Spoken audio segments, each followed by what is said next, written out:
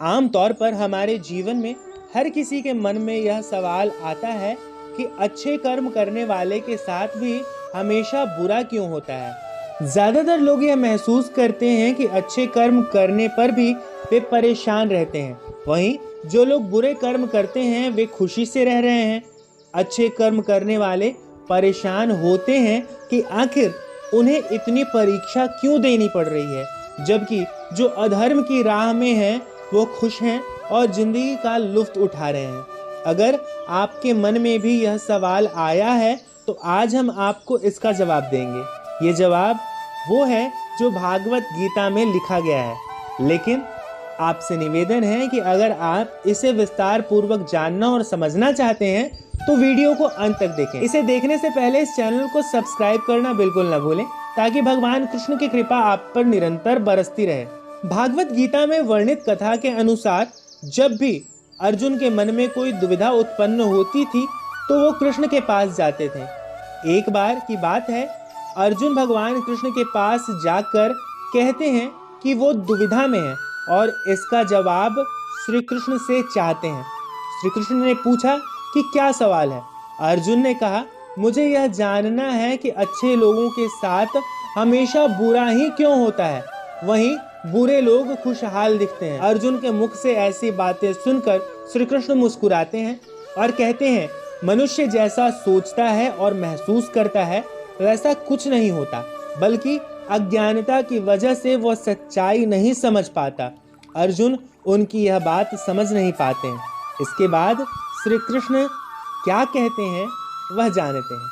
श्री कृष्ण ने अर्जुन से कहा, पार्थ, मैं तुम्हें एक कथा सुनाता हूँ, उसे सुनकर तुम समझ जाओगे कि हर प्राणी को उसके कर्म के हिसाब से ही फल मिलता है।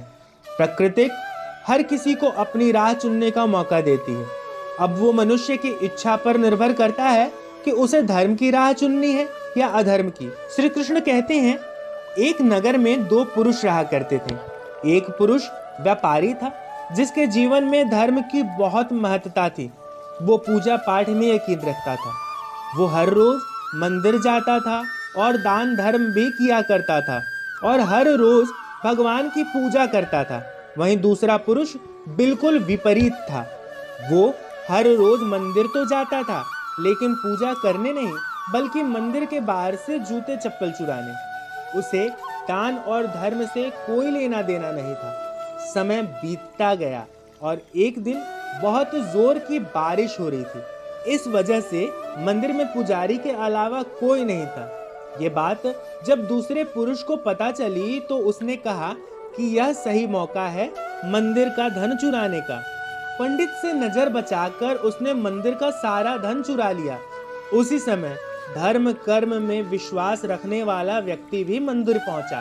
दुर्भाग्य से मंदिर के पुजारी ने उसे ही चोर समझ लिया और चिल्लाने लगा। वहां लोग एकत्र हो गए और उसे बहुत मारा पीटा। किसी तरह वो बचते बचाते वहां से निकला तो दुर्भाग्य ने उसका साथ वहां भी नहीं छोड़ा। मंदिर के बाहर वो एक गाड़ी से टकरा गया और घायल हो गया। फिर वो व्यापारी लंगड़ाते हुए घर जाने लगा तो रास्ते में उसकी मुलाकात उस पुरुष से हुई जिसने मंदिर से धन चुराया था। उसने कहा, आज तो मेरी किस्मत चमक गई, एक साथ इतना सारा धन मिल गया। ये सब देखकर उसे बहुत बुरा लगा और उसने अपने घर से भगवान की सारी तस्वीरें निकाल फेंकी। कुछ सालों बाद दोनों पुरुष की मृत्यु हो गई। मरने के बाद जब दोनों यमराज की सभा में पहुंचे और भले पुरुष ने दूसरे व्यक्ति को देखा तो उसे बहुत गुस्सा आया। उसने क्रोधित होकर यमराज से पूछ लिया, मैं तो हमेशा अच्छे कर्म करता था, दान में विश्वास रखता था, उसके बदले जीवन भर मुझे अपमान और दर्द ही मिला, और उस व्यक्ति की नोटों से भरी पोटली, आखिर ऐसा भेदभाव क्यों?